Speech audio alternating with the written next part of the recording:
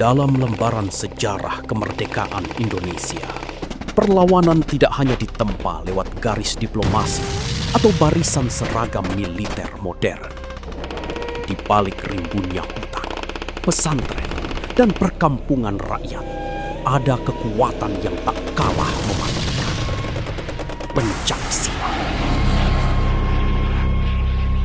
Bagi para pejuang tanah air, silat bukan sekedar seni bela diri atau olah tubuh tradisional. Ia adalah olah rasa, benteng spiritual, dan senjata pamungkas dalam mempertahankan jengkal demi jengkal tanah kelahiran dari cengkeraman penjajah.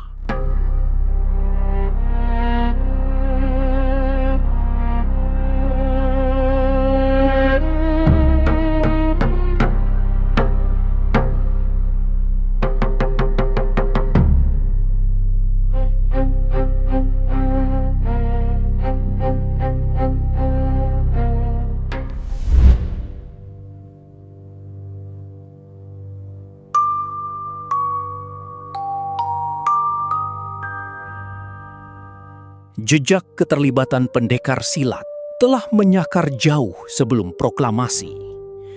Di wilayah Pasundan, Jawa Barat, sosok Raden Jayadiprana merumuskan aliran Cikalong. Di bawah tekanan kolonial Hindia Belanda, latihan silat difungsikan sebagai wadah terselubung untuk menyusun perlawanan dan melumpuhkan musuh secara cepat dan tanpa suara. Memasuki era pendudukan Jepang, perlawanan fisik kian meletus. Pada Februari 1944 di Tasikmalaya, Kiai Haji Zainal Mustafa memimpin peristiwa Singaparna. Bersama para santri yang digembleng fisik silat dan ilmu kebatinan di pesantren Sukamanah, mereka menolak keras tradisi Seikere. Berbekal bambu runcing, pedang kayu, dan penguasaan jurus lokal, para santri meladeni senapan mesin tentara Jepang dalam pertempuran tak seimbang yang menyulut api revolusi di seluruh tanah Jawa.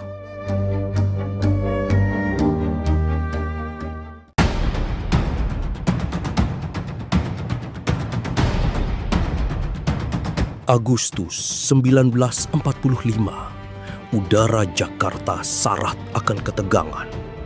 Jepang telah menyerah, namun janji kemerdekaan masih menggantung. Di balik dinding rumah tua, faksi pemuda dan golongan tua berdebat sengit.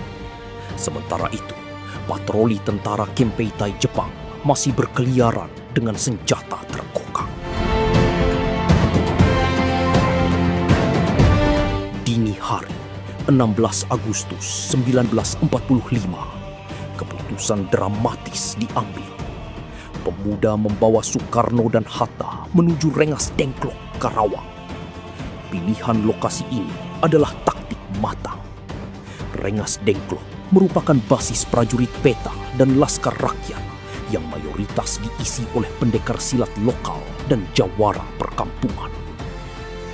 Di bawah koordinasi ulama sekaligus pendekar harismatik seperti Kiai Haji Nur Ali, para pesilat membarikade jalur masuk Karawang, Bekasi. Berbekal golok dan penguasaan medan mumpuni, mereka membentuk barikade tak kasat mata, siap memotong pergerakan intelijen musuh saat perumusan teks kemerdekaan berlangsung.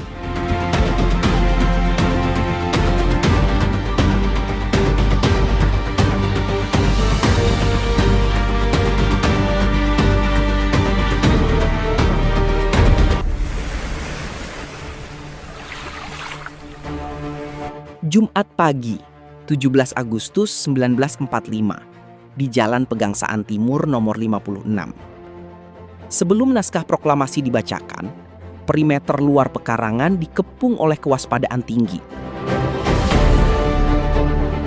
Tokoh-tokoh pendekar Betawi seperti Bang Pi dan jajaran Jawara Senen hingga Tanah Abang berdiri di garis depan pengamanan. Mereka menyisir setiap potensi ancaman sabotase Kempeitai, memastikan detik-detik pembacaan teks proklamasi berjalan tanpa cacat.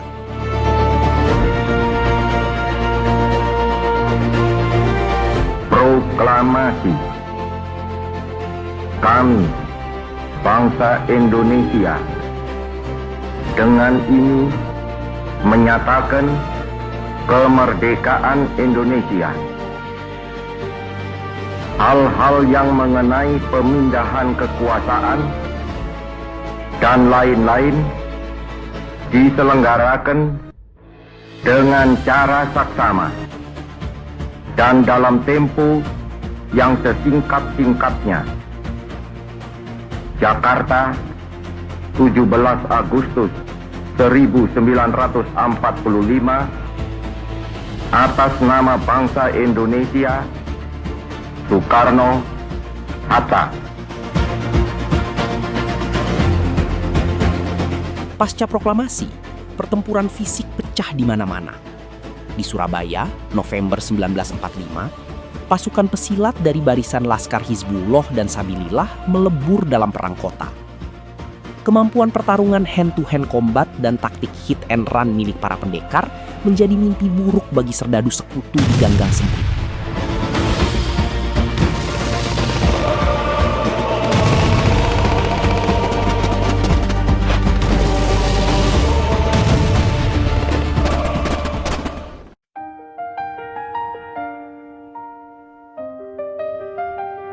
Proklamasi dan kemerdekaan Indonesia tidak lahir begitu saja dari meja diplomasi. Ia berdiri di atas tetes keringat, doa, dan darah para pejuang yang bersiap mengorbankan raga di garis depan. Dari penjagaan terselubung di Rengas Dengklok hingga perang terbuka di ganggang Surabaya, jurus dan keberanian para pendekar silat menyatu dalam lembaran sejarah, membuktikan bahwa kemerdekaan Indonesia adalah harga mati yang ditempa oleh jiwa dan raga seluruh rakyatnya.